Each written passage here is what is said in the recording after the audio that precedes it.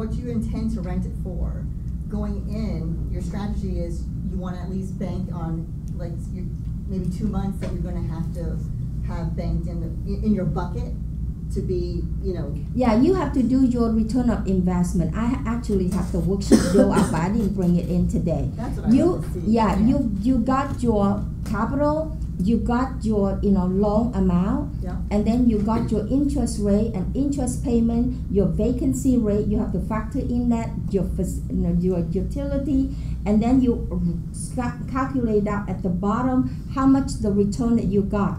And then you compare with that return and compare with what your bank rates are.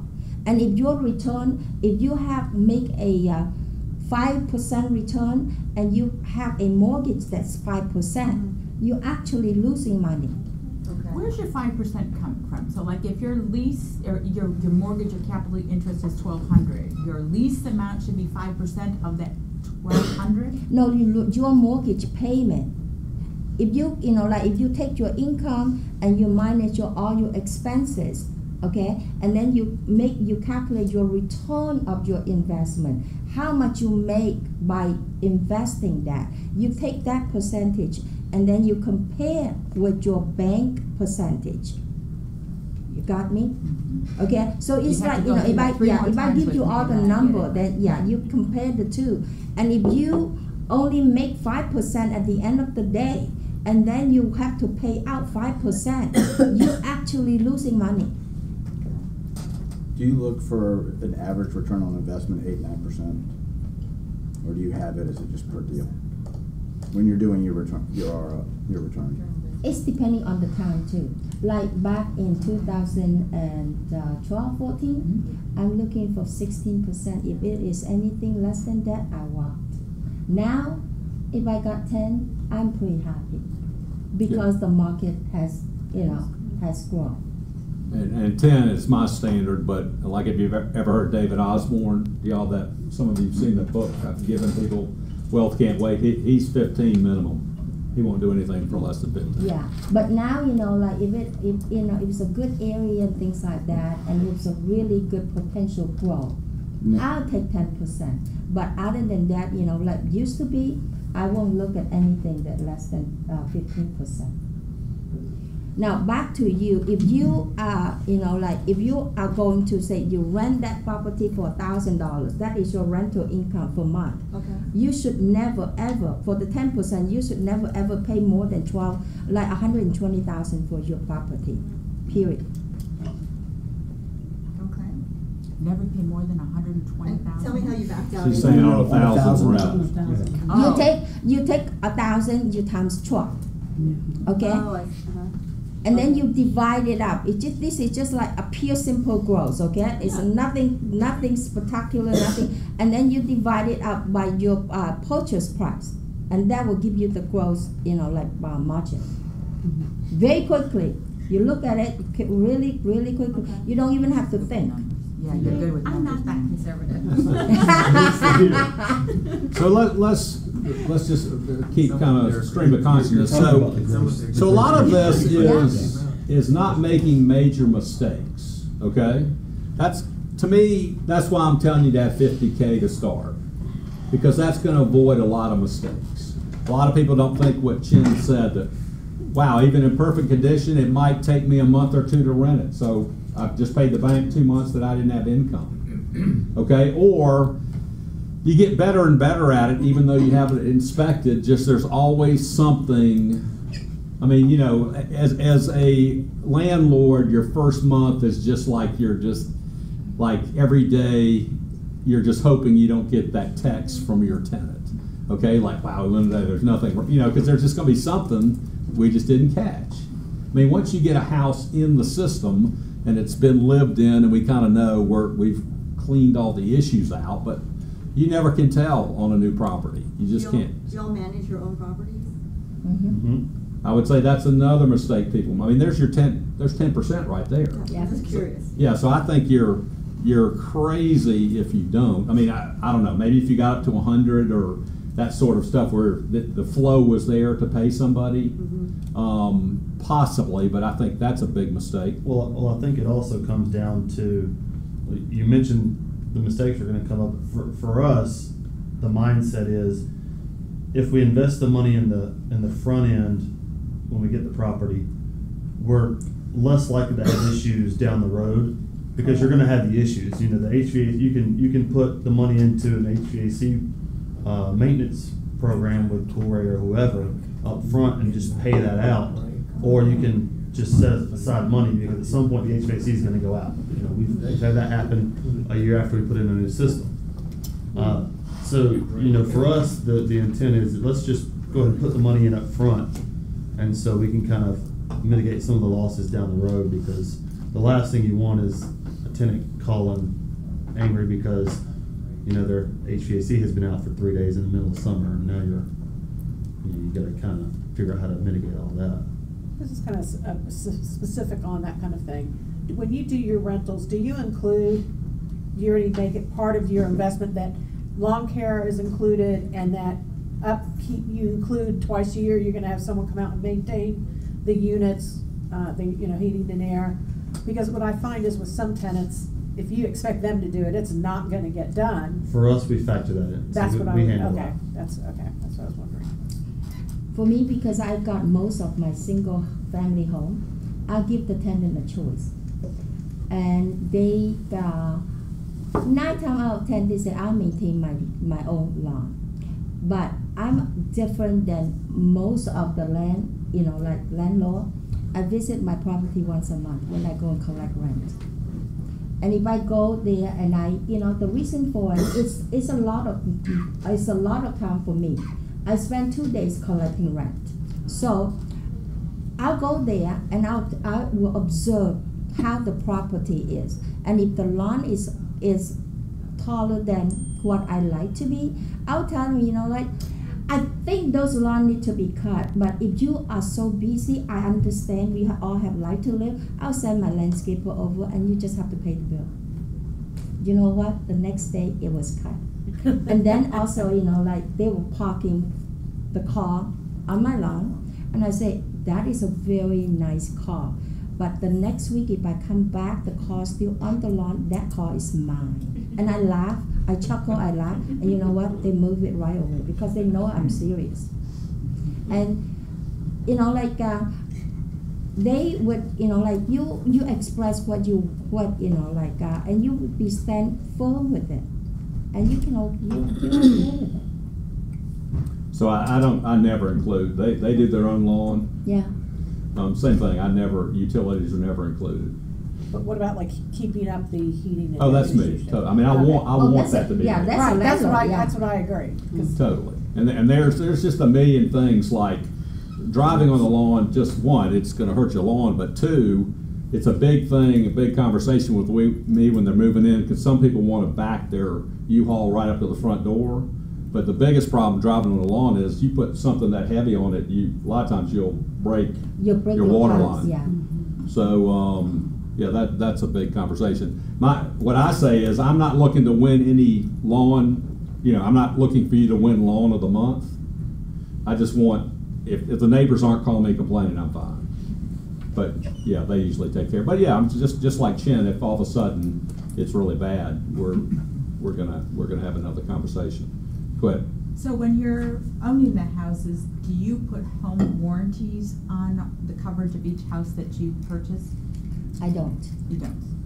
I don't know, but I think that home warranty is the biggest money waste I agree. ever. Yeah. Because you see, they call, right? But if you it's a different. It's also come back to the risk level. I'm an accountant. I don't believe in spending all the penny come right out front. For example, if the house is rented out for $1,000, I only counted 60% of that income.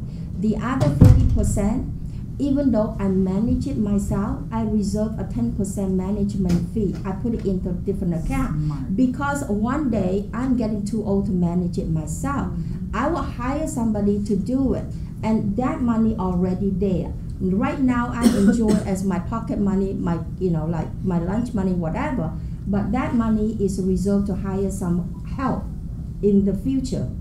Now, the other 10%, I will always strongly suggest your maintenance, like your reserve for your maintenance. So you might not spend every single month fixing it, but you reserve, you have an account for it. And once the AC broke, 5 years down the road, you already have the money. You don't have to work out a sweat. And the other 20, your taxes, your insurance, you have to pay for it. And I always check my, all my tenants. I getting really, I'm very blessed. Right? I got really good deal because I got three plumbers rented my house, one painter, one cleaner, and one floor guy. So I got it covered because I called them. I know they show up, and all I have to do is just like, you charge me for gas fee, I will turn around. I say, I will turn around and add it to your rent. So which one you want to be? So I never got charged for that. So. Hang on one second. So two other mistakes I want to definitely talk about. I always scratch my head when people own property in other states or a long way away. To me, mine are all very visible. I can go by them, and I think that's a key. It's one, that you can see them, but two, if someone calls with something wrong, call me. I want to be called. And tenants love that you actually respond, but the reason I'm responding is selfish, in that I want to see the problem as quickly as possible. Yeah. Because if it's a water leak, I get it today, it's nothing. If it goes 4 days, it's a major problem, right? Yeah. So I want to be where I can get to my properties. When people go, oh yeah, I own 4 houses in New York, I'm like going, oh my gosh. Okay, and you have to pay a management company. There's no way around that. Another one is, and probably the biggest mistake of all, is people buying for appreciation, not for flow. I can remember in 2005-06 where it was just crazy. Like you were hearing stories, people come in and go, oh yeah, like my friend bought a condo, a high-rise on Panama City. He just flipped, they hadn't even put the footings in. The building hadn't been built. He just flipped the contract, made $100,000. And that was happening like 3 times. They hadn't even built the building. And I remember 2 girls in my office coming in, agents, and going, yeah, we just bought, right down there near what Jewish Community Center, right at Brookwood Station. That complex is being built, and I go, oh really? And I said, tell me about it. And they knew the day they closed, they had like a $2,000 to $3,000 a month negative cash flow because they thought the appreciation was going to be so fast, and it turned. And that's like game over, right? Yeah. So you really can't get knocked out of this game if you're always buying for flow. Appreciation is just a bonus. Exactly. I'm sure you've had properties that you bought for $70 that could be worth $300,000. That's just unbelievable. But I don't think that's the ultimate idea of what we're playing. If the numbers work on the flow, and you have this in place, your risk is so far less. Yes. So I actually heard from a friend that she had several properties, and during the downturn, she lost her rental properties. So I'm a novice, so I'm thinking, gosh, I would think you'd have more renters in a downturn. Correct. So do you think it's possibly, and I didn't really ask her because why? Maybe it was just mismanaged, or what? Is there? I'm sure. Is there a market where renting is not ideal? There is a lot of story behind that. Okay. So And she didn't have the, that's come out too. God, Dave is the risk factor. A lot of people, this is when their properties values start to drop, they got panic. I actually talked to a lawyer, and he lost everything with his suits and everything with it. And because when he bought it on the high, and when the property dropped, he got panic. Mm-hmm. He got panic, he sold everything. Mm. And of course you lost everything. Right. And he had to be finally he declared bankruptcy because he lost so much money. but he probably didn't have that. Uh-huh. Right, this is just That's the for buffer.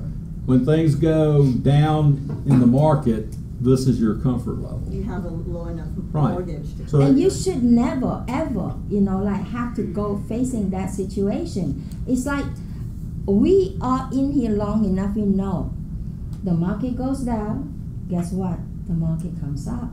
And all you have to do, just hold yourself and sit tight. It's unlike the stock. If you, like it go down and it can go disappear. I always tell my investor, you buy that house, even if the price drop all the way down, you don't sell, you don't lose. You still have that piece of dirt. You can go and step on it, knock on it, dig on it. You still own it until you only realize the loss until you sell them. If the flow was there from the start, it can go down, Right. okay? How about, I had a question. all right, go ahead. I just wanted to get an opinion on investing in single-family homes versus like a quad or duplex, something like that. What's your opinion? Well, let me Yes, ask you which this is- first. Would you buy single family versus condo? I'll buy single Single family. Single family. Why? Condo is like they have condo fee. Yeah. Now, you don't control condo fee, okay? If you are investor, you want to have as much control as possible because they can get the condo. I have a client early on this year. She bought a condo as an investment, and when she bought the condo, the fee was only $250, which is doable, right in Leonard Square, like around there. And it's a great property. Rental is really good over there, and it makes sense. And 6 months, they have the board meeting. They changed their management company, and it jumped up to $500 a month. Now it doesn't make sense. So she asked me. I said it doesn't make sense. Now you got some gain. The best way for you is sell them. And so we did. We sold them. Dave, would Single family. I even with single family, I would try to avoid any property that has an HOA to it. Yes, they control your life. Yeah, because you're just setting yourself up to have unknown factors and variables there that you can't control. exactly. Where So HOAs changed the rental restrictions too, even after you purchased. exactly. Now you have to be careful because when you bought it, you stay that and make sure that you got grandfather in. Yeah, so the only one I've ever bought my whole career, I was buying to flip, which we hadn't even talked about. It's a whole different property. It's a whole different thing you're looking at if I'm looking to flip something versus buy and hold. But actually this Manhattan right here, the big tall, like the only high rise in Dunwoody, Yeah. I actually bought that to flip. And I was one of the few that I was fortunate. So you want to hear that story or not? Sure. Okay, so this was in the era 2004 where everything just went like a building was announced and they had 500 people signed up to buy it. Like the day that, okay, they call number one and go, which unit would you want? Number two on the list, which unit would you want? Well, that was the case here. We were still in that game. And on top of it, the way I looked at it, I liked all the factors. There was no high rise, there probably still isn't this. There's not a high rise in Dunwoody condo with that village being built across the mall with MARTA right there. I mean, it was like all the factors are really good here. And because there were all 500 people were signed up, but just too long a story, but I had a buddy that I got on the top 10. Okay? So I was like the 8th guy to pick my unit. Okay, so they come in and they call you in and there's like 12 stacks across, 20 something floors. So it was obvious which were the two popular stacks. One, all you got to do is look at whether the builder developer, like he'd already taken, okay, well, I think this is pretty obvious. So I got one in the stack. It was on the end of a building that actually had 3 sides glass. But the one thing I didn't really consider was it would take 2.5 years to build this building. Okay, so the money didn't go hard eventually. I mean, they had a pretty long time before they wanted the hard money. But you know, you were watching the market, all of a sudden 2005, 6, it was like, it's a different market, you know? And there's nothing you can do, okay? So, I mean, literally the day I closed, 2 bedroom, 2 bath, 363, I think is what I paid. But it was still a good market.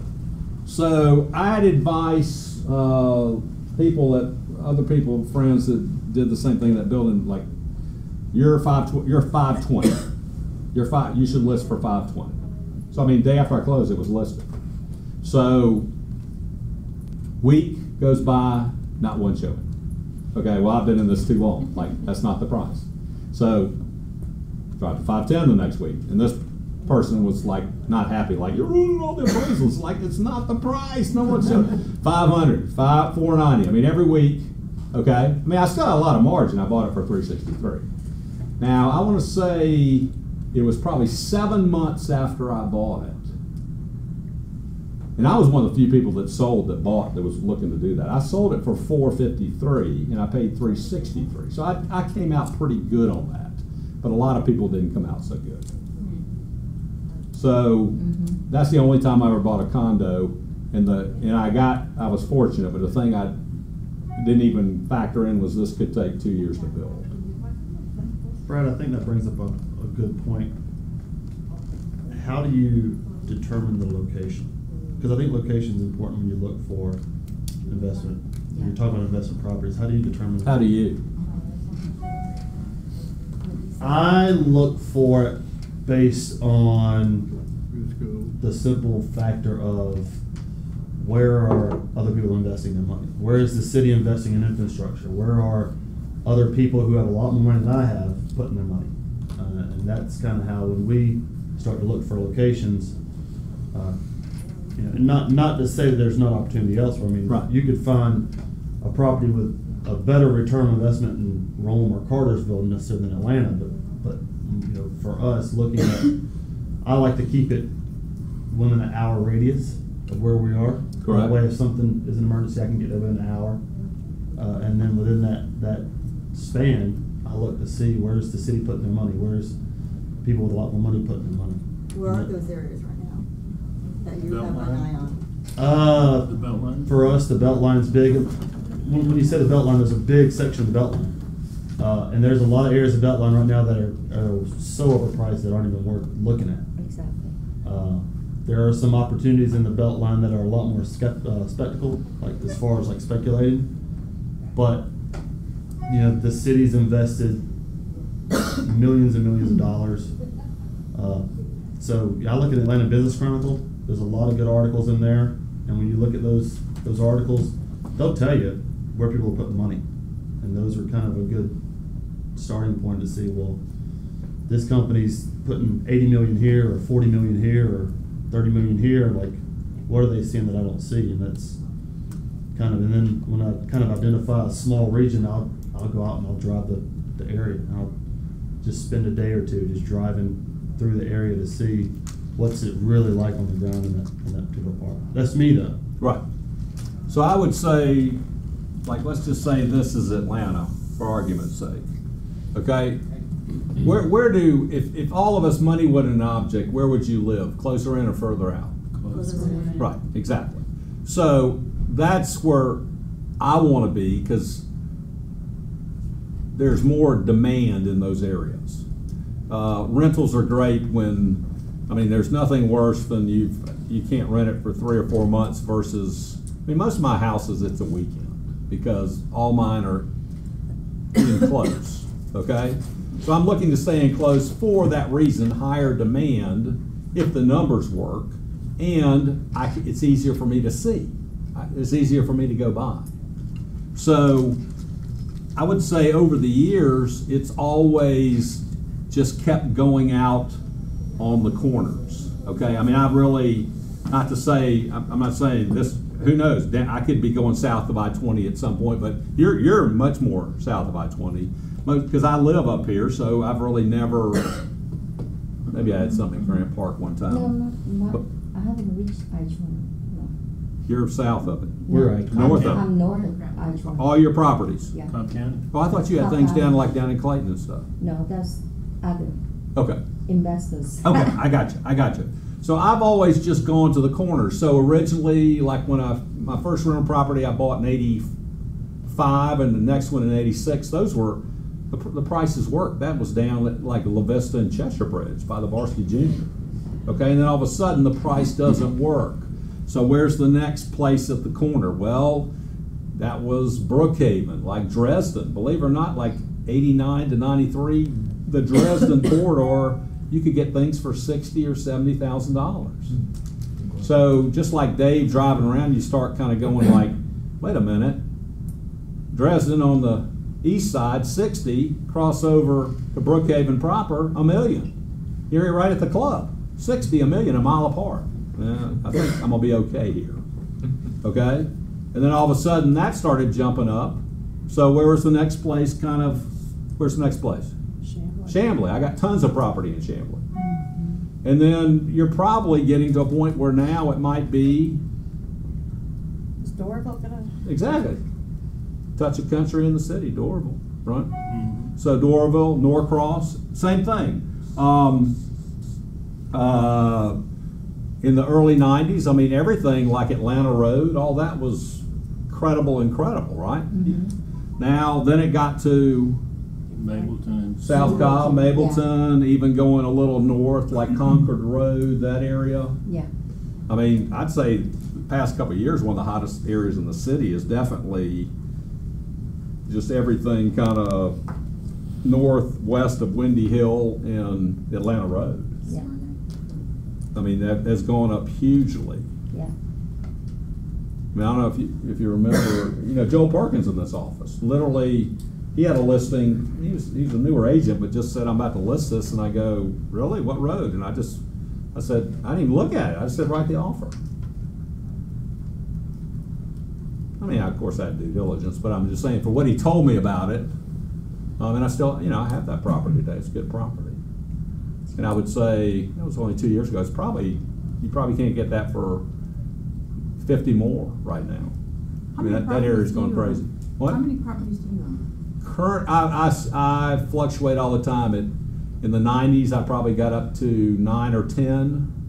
And then as that was my kid era, I was selling, which I wish I'd never sold any of them, but to just all the stuff with kids, raising kids, and just time. I didn't have time. So I probably got down to 3, and now I am back up to 5.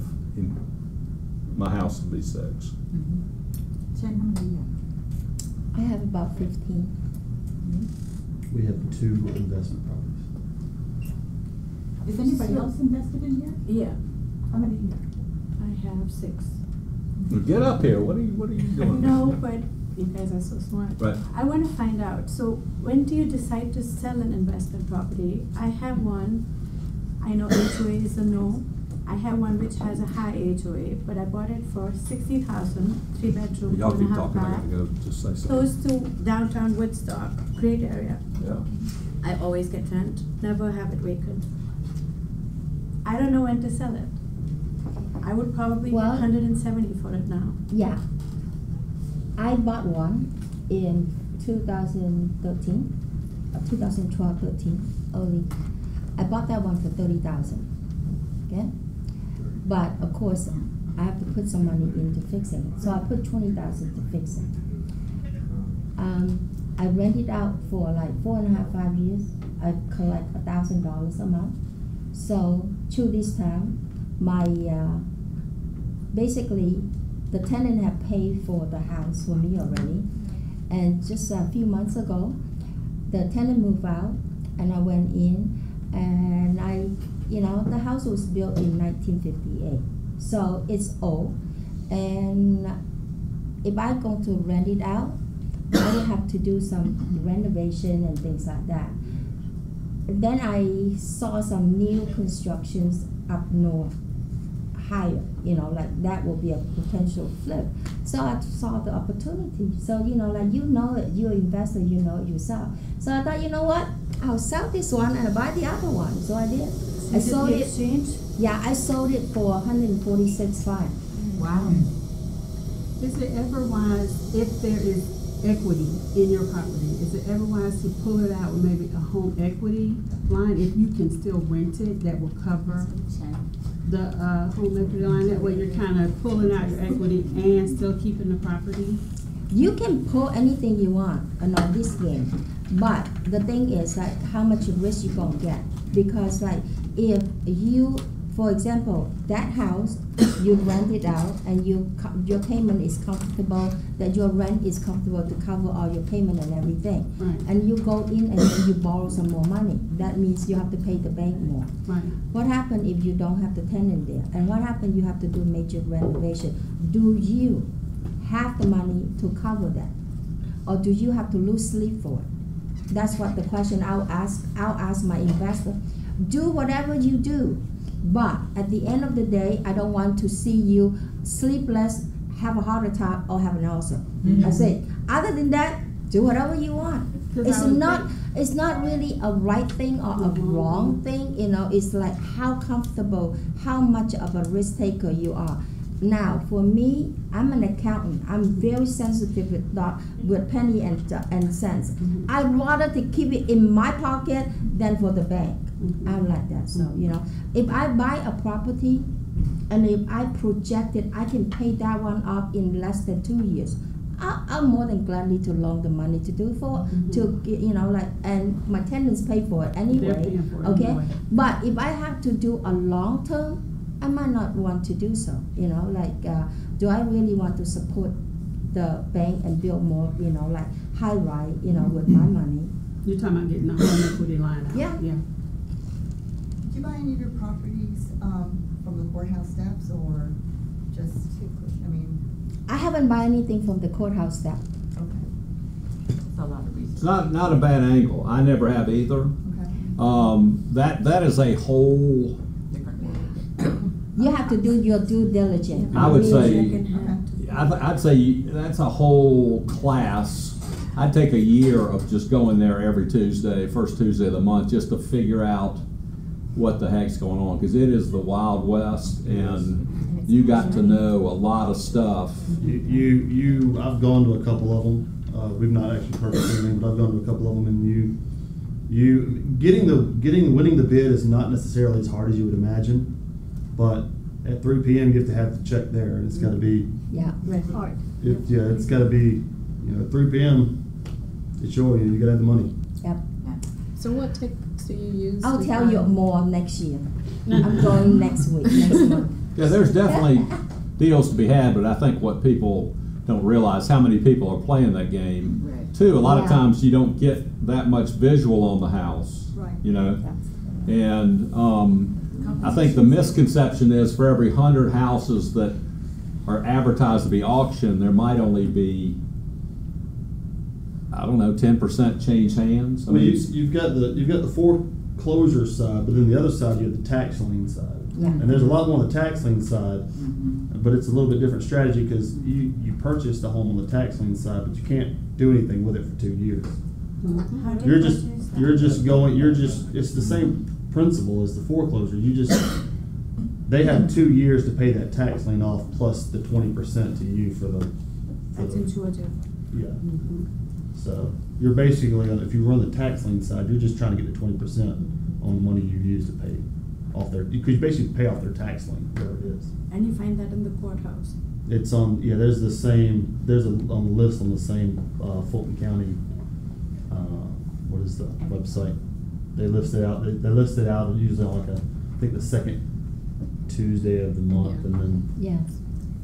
for Yeah, the- it's a wild process. Like most people would think, if you hadn't been there, like there's one podium in the middle of the courthouse steps, and someone comes up and talks about property number one, and like you have a list, and you just no anywhere between 8 and 4, anywhere on the steps that's 50 yards wide at any time of the day, the attorney representing that bank can just walk out and start talking. Yeah. And so I'm just saying it takes forever just to learn. The system. Bill represents that firm, and I know they're the person handling this. I mean, it's crazy stuff. And the guys the least person, a guy wearing striped pants and plaid shirt and some straw hat and a piece of grass in his mouth as the guy that's worth you just can't. And it moves fast too. It moves fast. Yeah. One thing I do want to talk about, and another big mistake is buying a house to flip is a completely different product than a house to rent and hold. Yeah. And I think there's a massive difference. I don't think they're ever both. So obviously, whether you're 16%, I'm 10%, I'm looking for flow in a property that I'm buying. And another thing I love is, and I've been fortunate with this, is I'm actually usually looking for space or something that's been underutilized. Okay, so I love a house that the basement can be finished and I add more space. Yeah. And add more rent. Okay, I mean that's I've always loved that possibility, that just underutilization of what it is. But flipping is just kind of what I mean, the more you're in the business, you know how much it costs to finish hard floors, paint, do all the stuff. You're just going in and going, here's the price. We got to be pretty accurate in determining this is how much it costs to fix up my carry for the month. You know, I'm paying a mortgage, or let's just say you're paying a mortgage versus cash, and you have a determined minimum that you want to return on it. And there's many people that are very successful at that. I mean, you could figure out that, hey, if I go in this area and buy a 2-1, and I know I can add on the back a master and a great room for 80, but that ends up bringing, I see it over and over, that brings 160 to 200 more in price. That's a pretty good game, right? Yeah. And you just figure out things that, I mean, it's pretty rare that you just buy something and just paint. And I mean, at least right now, those deals are pretty tough. I mean, you're going to have figured something out that I'm making a substantial improvement, but I know this is what it's getting. But two completely different properties. Completely. Yeah. Any tips on finding off-market properties? Mm-hmm. Knock on the door. I mean, I think this is your network.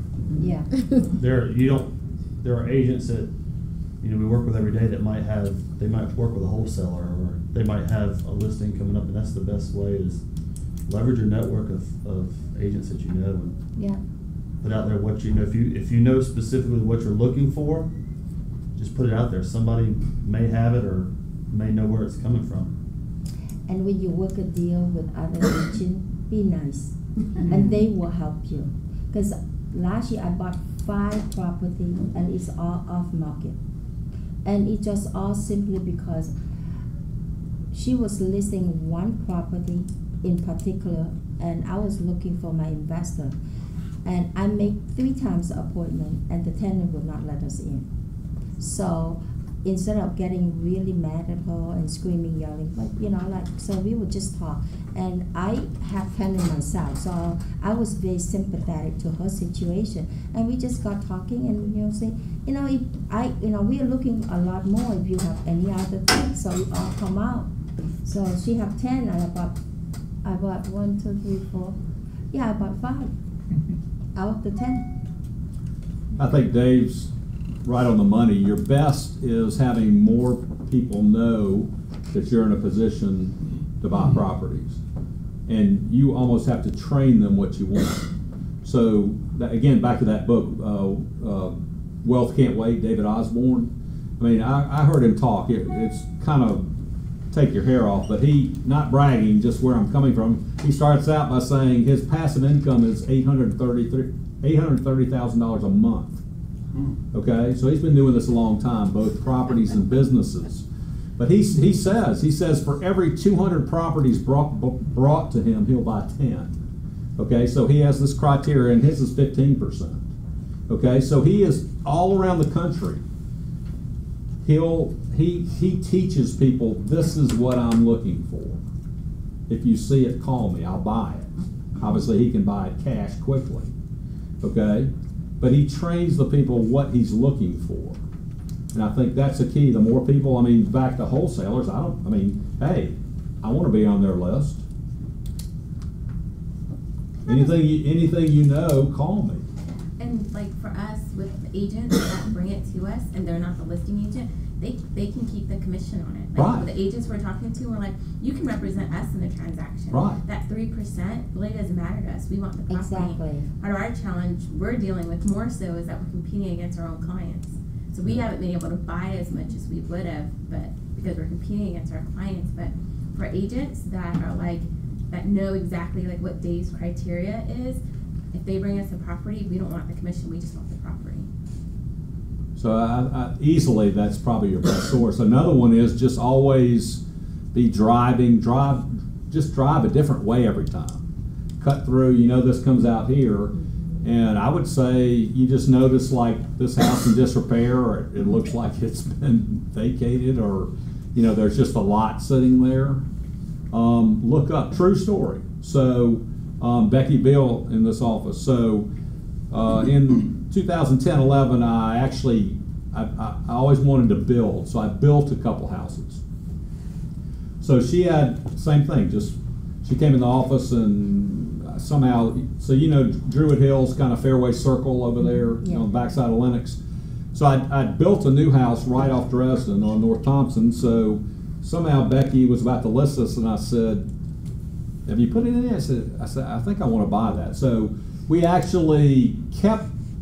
It was a drive under, so it had a drive under garage, crawl. We kept like one or two outside walls, but the finished product looked like a new 3,500 square foot house. Okay, so while we were building that, 2 houses down was the biggest lot in that entire neighborhood.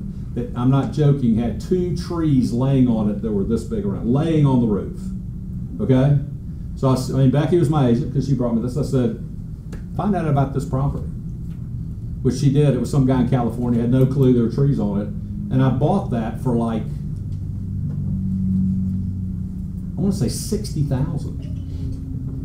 I mean, which was, it was really worth probably 2 to 3 times that.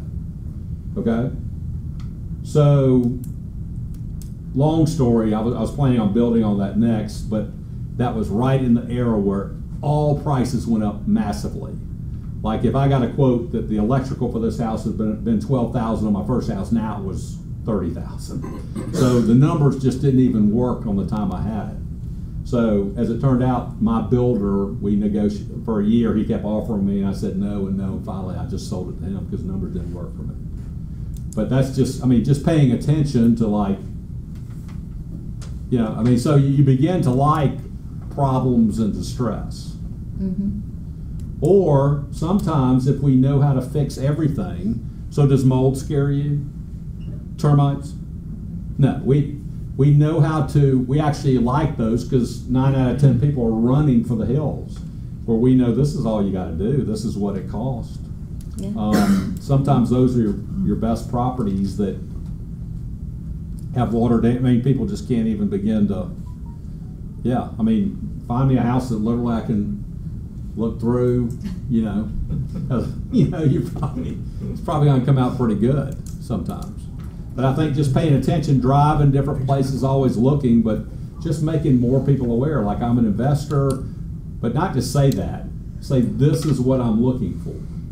You know, it could be, hey, if you see a 4-side brick, 3-bedroom, at least 1.5 bath that you can prove to me the rent I get will give me a 10% rate of return, I'll buy 50 of them. So I think it's just educating people that you're out there. Dave and Becky, what I was hearing about your duplex, one side you're leasing it long-term, right? Well, now we've switched it You to got an short-term Airbnb. for both. We do short-term leases on both of them, but Was one of those Airbnb? Is it- we do Airbnb for both So is sides. that just something I need to learn from that. in lieu of having a lease on it, you're just using it? No, we actually. How does that work? When we purchased our home, we consistently, and we were, I think the longest we had 3 weeks between tenants on a long-term tenant, so we were constantly having it rented. And then we had talked about the possibility of maybe trying Airbnb, and one of our tenants moved out, and you know we said we've got a long-term tenant on one side. Do we want to just take a risk? You know, that way we can kind of cut our losses, and And we never spent any of the money that we ever made, like on the units themselves.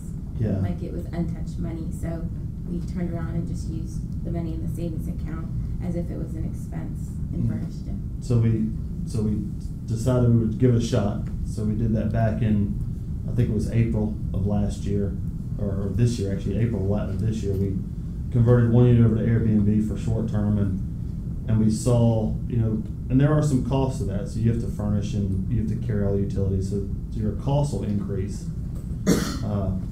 But then we kind of started seeing that the first month and a half, it was really slow, because you don't have a rating, you don't really pop up necessarily at the top, and then so after we kind of got some traction going with that, we realized that hey, we've got the possibility to increase our revenue, and then when our second tenant moved out, we just decided to take the leap and just go full short term on both units, and for us it's been profitable. So I mean we've increased from I think total for this year since April we'll do right around 50 gross, which 50,000. Yeah, Wow, which that's you look great. at, we were probably doing 36 long term, so so we're making the money, but there are some risks that come with that because you have to furnish and you have to. But it's also the location, it's probably a great location. Its location is a lot, and so when we look for properties, we're looking because we like that model, and right now the city doesn't impose the tariffs and taxes like some people do. They're still kind of debating on whether or not that will be implemented, but right now it's not being imposed, so we're trying to capitalize on that. What area are you in? We're in Grant Park. Oh, Grant Park. And then our second duplex is over on the west side. And right now we've got it secured and we're just waiting until that area transitions so we can put tenants in there as well. All right, so last question. Is this good? Do you like this? Yeah. I mean, would you like to do this again? Yeah. Like monthly? I mean, to me, this is closest thing to my heart is investing and building wealth of all. What I want for you over anything is that, okay? So why don't we try to do this monthly, but we didn't answer your question, so let's finish with that. So duplex, quad, eightplex versus single family, what are your thoughts there? If you get a property that more than 4 units, that's go commercial. So that's different route altogether. Duplex has duplex, beauty of it, because like duplex, you can rent it. It's a little bit cheaper rent, so you can rent it faster, and you have like 2 tenants instead of 1. Now, with the duplex though, you have to select the tenant really carefully. Because all my duplex, I do own duplex, all my duplex, the policy is no pet of any kind, not even a goldfish. I told them that. So it's being, you have 2 people live side by side. And if you allow pet, there could be nuisance. And if they have it some like flea or things like that, you have to pay for the other victim because they're not going to have. So you have to, it's a different mindset altogether when you have duplex or quad. Because then you have to, mind like who you going to put above, because if below you rent it to 2 senior people, who's going to sleep at 8 o'clock? And if you rent it the upstairs for a family that has a 2 years old, run all the time, you have to consider that, A family, single family is simpler, the rule is like kind of like a little bit flexible for that. But I like both of them. I like all, all of them. There's more 4 units, more potential. You can probably get more flow if it works right. Yeah. I mean, I've always avoided for the reason she just said, that if you have one bad person, It could affect the other. exactly. So you have to be super careful who you put in there. And everyone's in one location instead of me having 4 houses. I got to drive 4 places. They're all in one. So there's pluses and minuses. But I've never done one, but I wouldn't say I wouldn't. Did I hear you correctly? If you were doing a duplex or a quad, the rent is a little bit less than it would be for single family home, even if it's the same kind of space? Per person, per unit. but the total rent is actually more. Right. No, that's what I mean, per Yes. unit, even Yes. if it's the same amount of space per Yeah. unit versus single family, Yeah, because of them being connected. yeah, because of their duplex, they're together. The rent Yeah, is. but Yeah, I don't know if I would necessarily agree with Our that. duplex outperforms even a lot of the single families in Grant Park. Yeah, I mean, Yeah, Our price per square footage is at least, 15 to 20% higher when we were on long-term than the single families out there. It depends on location. I was gonna say exactly. probably I depends think, on I think, I location. think, yeah, I think you're right, you know, it's depending on the location. Question, do you pay yourself a management fee for managing your properties? Yes, How much is that? 10%. Okay. I do it very simple, 10%. And the 50,000 K, that rainy day bucket that you have, is it for a certain amount of properties or it's just? For me, my motto in my life is I need to have 6 months rent, 6 months living expenses in my bank account at all time. So like today, if I cannot work, I lost my daytime job and we are not working, I'm okay for 6 months. There you go. That's the 50. Yes. It's the same for you? well, I I'm mean, talking the- about rental income, not. yeah, for us, the personal. 50K, this is more so for the real estate agent business. Okay. For us, we have our rentals are their own businesses, they have their own LLC set up, their own bank account set up, and that money stays in that bank account, we don't touch it. And You that, reinvest it in a new property. and that way, yeah, if that, you know, as those rents come in, they go into that dedicated account. If there are any maintenance issues, it comes out of that, and if we want to look for a new property, at We that have some point. leeway there, like Yeah, our we last can- property, we just paid cash out of our personal, but if there's enough in there, if we found another place, if we wanted to put a down payment and we didn't wanna touch our personal, then we've given ourselves the flexibility to use the profits from the first. Would y'all given your experiences, would y'all recommend having a partner? I do have a lot of partners. It's depending on who's you got the Yeah. partner. I do. I always believe in teaching the next generation. So I'm gonna talk to you, Jen. yeah, so I actually set up a company and I invite all my niece and nephew to join. And I set up and then we voted our company name is called the Next Gen Real Estate. Okay? And so, you know, it's kind of like they're both their money, whatever, you know, it's a very tiny little money or their parents can kick in. And we gather all that and then we bought a duplex.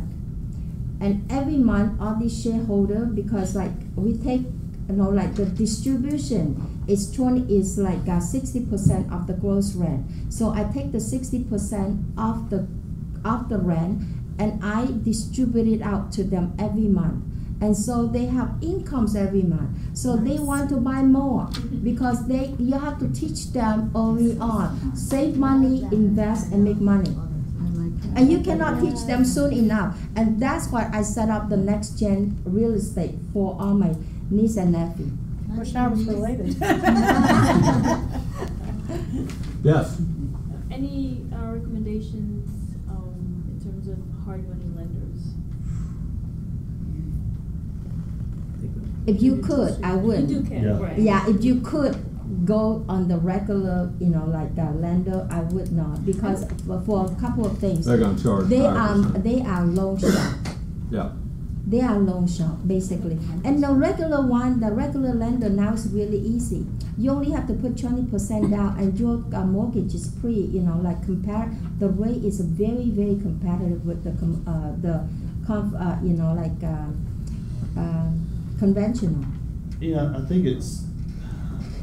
I agree to some extent. I mean, a lot of the ones that people that come to town, they put on these seminars that are hard money lenders that they're charging 24%. When you look at a lot of times, you buy a property and now you got 24% on top of whatever you've already paid. That's a big chunk. On the other hand, though, even if it's 2% or 1% higher, it makes it tough. On the other hand, though, I mean, we've had people approach us that we've met and have developed relationships through that have come and said, hey, you know, I'm only looking for 7% or 8% return, and I have this much money that I'm willing to put forward. I mean, those you can kind of gauge. It really just comes down to you know, what's the opportunity and how much of a percentage you're already gonna be investing into it. If you have a property that you're buying for $100 grand and you have to put another $100 grand into it, well, now you're 200 total into the property, and how much of that are you actually having to borrow? Yeah, I mean, I was definitely referring more to like if you're flipping, because they'll give you the money to renovate, as opposed to buying for a rental property or definitely. The flipping market, so to speak, in Atlanta, I think is very I think hit or it's miss. all- Yeah, I mean, yeah. it's, Yeah, we're there's not Most- much flip yeah. in Atlanta, I don't think, left. Yeah. I mean, very rare. yeah, for our clients that have the hard money lenders, like, we've just told them, like, we can't make your numbers work in this Yeah. market because you're competing against people who have half the rate in hard money. Because hard money is depending upon how many times have you used them that have successfully flipped a property. So if you're the first one, 24%, like, nothing works or makes sense out there because it gives you zero, actually a negative margin of error. So those like investor buyers, we don't even want them. Like, we're like, we can't find anything for you. You're going to fail. We've got one that literally had used a hard money lender 27%, I think, so they were being charged. Wow. And they had, you know, they had the opportunity on the deal, but it came down to, for them, it was a $5,000 difference, so they lost it because of $5,000. And at that point, it's like, you know, you just lost a potential deal, but they were, you know, 27% interest on just on their money. So Giselle, you're not playing, you're out of step in the game. Most people blow it because they're just impatient. I want to start doing now versus, okay, so now I know I can't borrow at that rate. It's rarely a win. I need to save this much money so now I have that money to do the repairs. But I mean, same thing. This year I probably offered on 7 or 8 properties. I've gotten 0. I mean, it just said, this is what I'm paying, and it was, I mean, it hadn't been in the last couple months, but spring and summer, and it went higher than me. I just was like, And the other one, like about the partnership, if you, any type of partnership, even with all my niece and nephew, I have the legal document draft out by a lawyer and have all the exit strategy already in place. So, like I have a nephew was married and his wife was most exciting about the property. So, my contract, you know, like my company resolution is very detailed to the point, like if you married to the company, to the family, okay, but if you divorce, you have to sell your share. it's a good rule. I would say this actually, some of my best real estate deals are properties I did not get.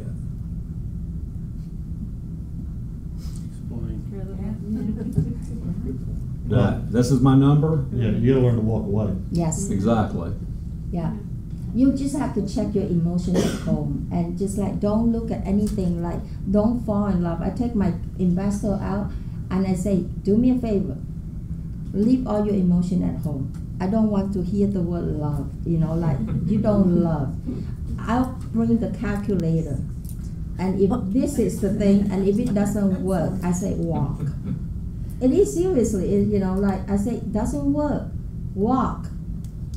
When you look at your cap, we didn't really talk much about cap rate or, you know, you talked a little bit about the gross rent multiplier, but you know, when you look at your numbers on the property, those numbers are gonna be those numbers. And, Yep. you know, if your cap rate is 6% and you've already established that you need a 9 or 10%, 6% is not gonna become 10%, it's 6%. And that's, you know. Number don't lie. Understanding that that's the number is when you really need to say, okay, well, this is where I need to be, and if it's below that, then I need to walk away, and because they're not all going to work out in your favor. They're not all opportunities are going to be deals. I have a question, because earlier, Brad, you asked about mold. Yeah. You know, did you buy a house on mold? Mhm. And I was just with an investor, and there was black mold. You could see it. You walked in, you saw it. And I was very hesitant because I didn't know what's behind the walls. But you would say that wouldn't hold you back. No. It's opportunity. Get a Well, better price. there were but there were 5 people bidding on it. There were 5 people bidding. Doesn't mean it's on. We Yeah. have an opportunity. Our last one we Property bought had 34 offers in the first 3 hours. Okay. And it had mold. And it had mold. And we paid well It had over no list kitchen. price. Yeah, I mean, it was, Either side. it was an opportunity and we decided to move forward on it, but, and especially in this investor market right now, you're gonna have multiple offers. And if mold's gonna be one thing that's gonna hold you back, then you're gonna pay a premium on your investment and might not get the numbers you really need. It's All right, just the so numbers.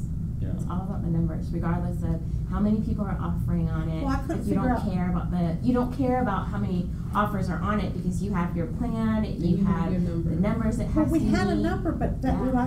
what I was concerned with is what if we pulled out the walls and there was more there than we If they're budgeted? fully renovating the place, you're throwing it away. You cut it out and They weren't throw it gonna- to the dumpster. I mean, how much is mold mitigation? Right, well, that's, I didn't, I don't know enough about mold, I gotta learn more, because obviously that's gonna We have a be. great mold vendor in the office too. Green Home Solutions. Okay. Yeah, he really is. He's very Okay, good. Yeah. then I gotta. Even when spend buyers some are buying time. houses, I'm like, this is opportunity. You get, once they're done with the mold mitigation, you get a better house than one that never had it. I mean, if you think about it, by the time they figure it out later. When the offer I swear, figure early in out my later. career, I went, it was like $10. It was actually at Ravinia, and it was some investor group, and they had 500 people there. I'm not joking. This was like in the 90s. And this guy, I was surprised because the guy that was teaching was like from New York, and he was like in a 3-piece suit. But it was wild. I mean, this guy was like drooling, so he would go, termites. I mean, he literally was ravenous. He'd go, termites. I love. He was just going crazy. Mold. I mean, he's just going crazy. But he's right, because most people just walk away. Everybody else wanna walk away. It was so funny.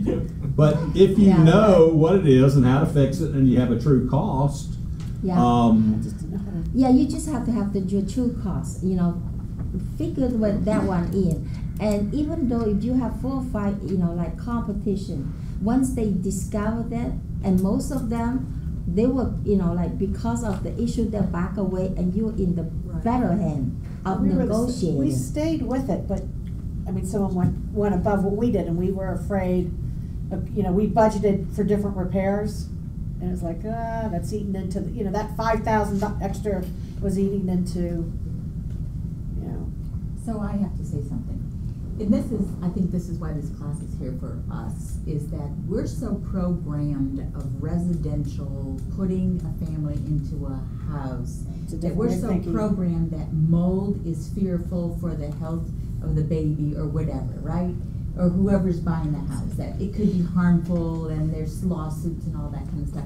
This is a whole different mindset that we're not programmed for.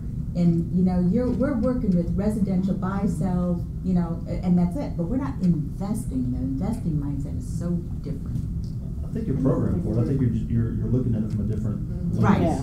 But I mean, when we help our buyers, we look at it from an investor mindset to help. Most of our buyers were always like first-time home buyers, young ones, around our age too at that point. And then now, like, we go into all our real estate transactions with that investor mindset of, we have buyers who are buying, and I'm like, you can't get what you want today. Buy this, live here for a year, create some opportunity so that next year get more of what you want. So if you go ahead and shift the mindset, buying like an investor, I think you could get more buyers off the fence from buying if you can help them have a different strategy with what they're currently buying too. I'm gonna pass a piece of paper. I'm just gonna call this our investment club. So I know to send you a personal email when we meet again. So we could talk for forever on this. I mean, it's just it's super, and it is. It's just getting more experience or just real stories of things that you've avoided or things that got you or things that you didn't even realize that turned out to be, wow, this really I didn't realize it's going in. This was a real plus. Or what tenants really respond to and what they don't. And we didn't even got into strategies like, do you price your rent high or low compared to the market? How much contact you have with your, I mean, we could talk forever just about, and I'm sure all of us have a little bit different strategy on, how we deal with tenants, what our lease looks like. I mean, I'm just like, I don't think I've ever collected onto a door my whole, I see the plus in being there, but all of us have to do things for different reasons. Plus, it's a little bit different being a realtor as a landlord. Correct. It's a little bit different strategy on how you place tenants in. Y'all were talking a little bit of flipping in Atlanta and how that's kind of hit or I miss. would love just to talk about that for. We'll start with that. Is next that week. mainly due to the fact that it's just much more attractive if you can get a long-term tenant? You're getting the return as keeping your investment property in form of tenancy versus trying to pump money in, fix it up, and then sell it for a profit. They're two different properties. You'll never find one that I'm going to hold this long-term versus flip. So what was the comment about it's hit or miss or whatever? I mean, is that just? Right now, if you want to do it for flip, of course, you're going to buy in this market, and this market price is high. Right. Now, you're going to, if you cannot just like buy and then flip it tomorrow and make 50,000. It's not happening. Mm-hmm. So chances like you have to find something that you will add value to it before you flip. But the add value to it, you have to be very careful. It's like you cannot go and flip it over the current market.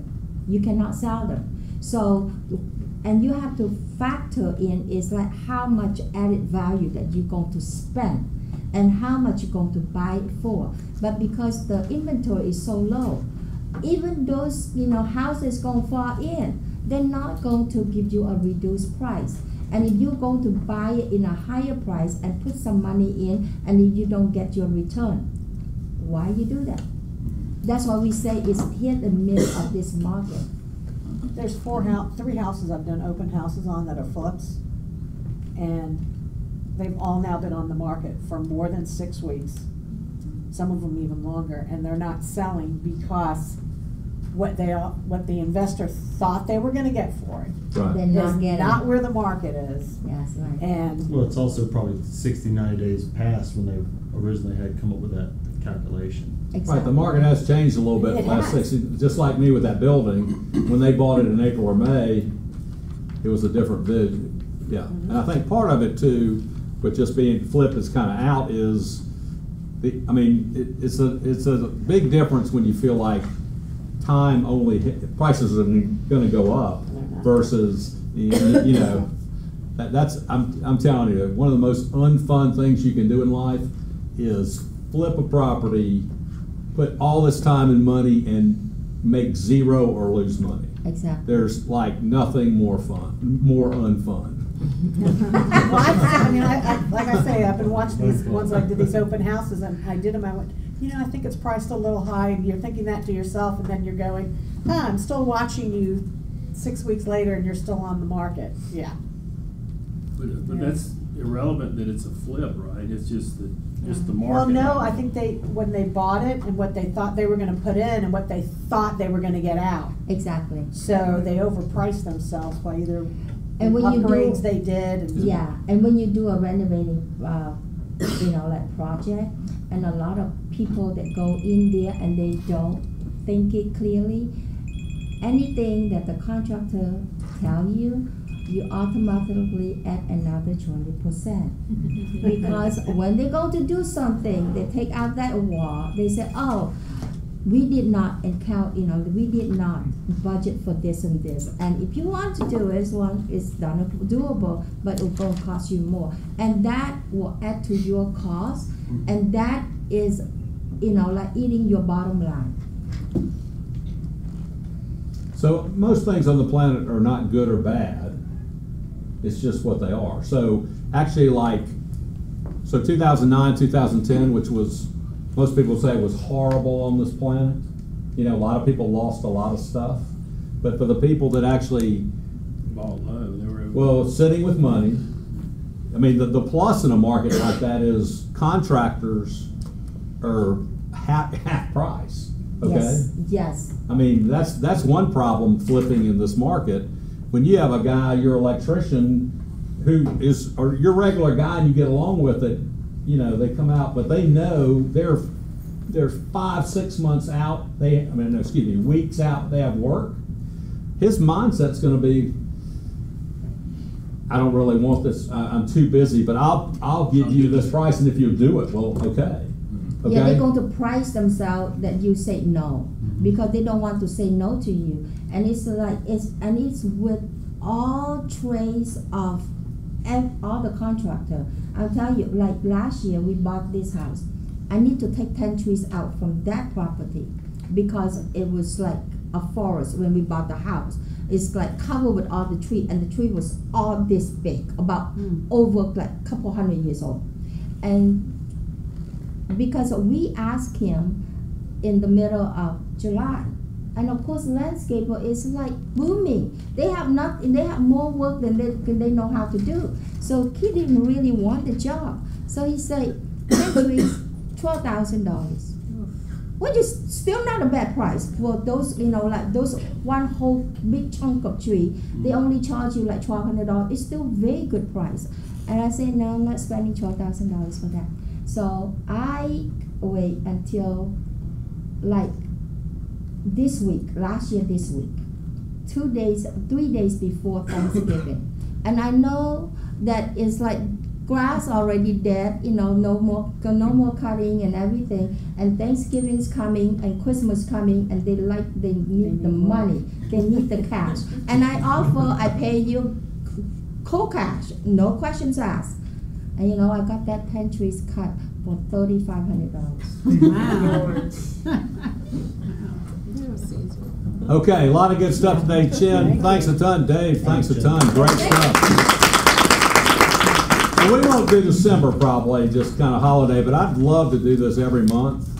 And it'd be just great to see people, the stories, like who's got a property, just bounce things off people. But it's just an art form. I mean, just all the things that, it's just usually over trial and error, but a lot of times you can save a lot or not get yourself in a situation just from talking to people where you don't have to reinvent the wheel sometimes. Okay? That's correct. All right, we are having a sales meeting tomorrow, so we'll see you then. Thank you, guys. I would say that if you start now, if we see a shift in the market, we could be Yeah, Thank you, Brad. yeah.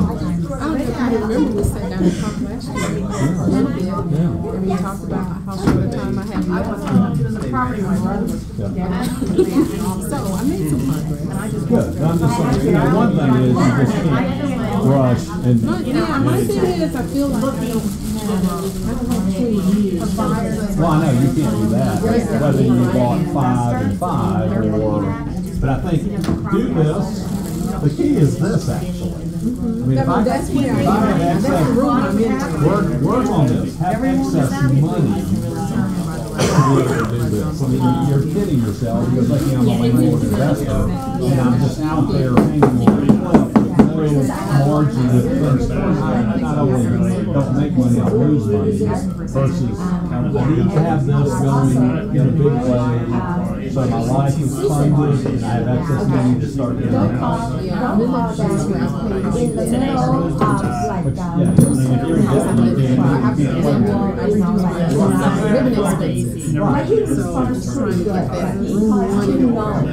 Exactly. That could be 4 years of doing that. Maybe this can drive you if you know what you can do to play it. I understand the contract. I've been I'm here letting you 10 tell me I years. can't rather than tell me. Y'all are so young, you should easily do the Gene Rivers thing. I mean, you should be able to come out. We're trying, we almost bought 2 this year, we won't let them know. That's what I'm saying. Had to. And the worst part was, they came back and said, well, we'll do it back to the Salton Coast price. And we were like, well, let's price this thing. So we can give you a $110 grand. That's another, we can't do it. What did they sell it for? $103 grand.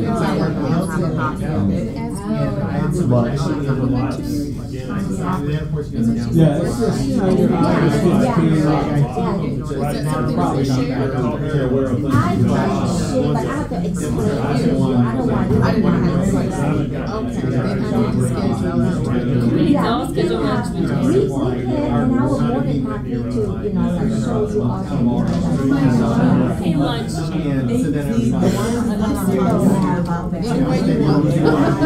We'll make it. Split the bill. Split the bill. Yeah. Seriously. So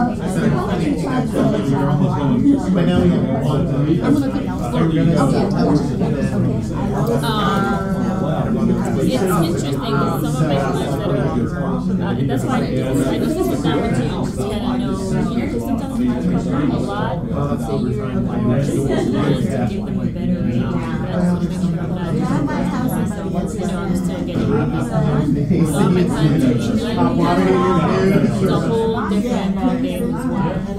So I'm just also learning, but some of my clients, the good ones that have good quality, good West tenants, End, they're out of the country. Oh, yeah. So And it was the greatest property, really great property.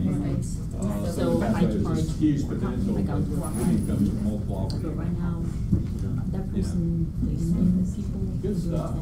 But you know, they're very cheap, so it's, I understand for everything. You're basically everything. So I'm coming up on having to evict because of course I took over a business and I think the person before me just, yeah. So I really need to sit down. What you need to do, you need to have a Just price to raise that list. meeting.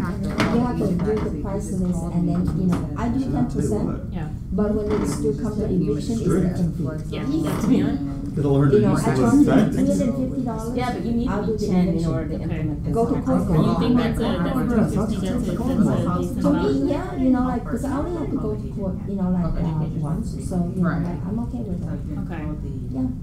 I give them the list, I say, you know, like, you take the list, you know, like, you like it, we have business, we don't, no hard feeling. Yeah. So, Yeah, yeah. and you know, I'm probably gonna need some help with that as well. Can I get on your calendar, or do you wanna? Sure, you know, yeah, you know, I think I have your number. yeah, you have my number, you know, like, we talk people, so, yeah. But, yeah, I need the HVAC and a handyman, like just somebody. Handyman, my handyman keep go disappear, okay? I have And I'm way like, good one. what is going on with that? Like me too, and I'm It's like. that's why they always working for us, because like they were really good. They do like they will work for me solid 6 months, solid, and then